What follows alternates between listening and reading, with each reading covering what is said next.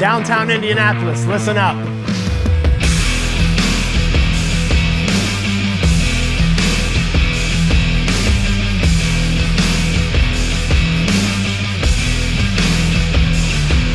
Good morning, we're here in historic downtown Indianapolis this morning. We're working on Christian Place apartments. These apartments were restored by the Indiana Historical Society. You know, there's been a lot of logistics this morning. We were able to get all 4 of these homes bought through insurance due to hail and wind damage. Choosing color choices, you know, they're pretty stingent upon what colors we can use. So we worked hard with them, getting all this coordinated. Had to get with downtown Indianapolis to be able to block off several areas of the road. Just a lot of coordination that went into this project here today.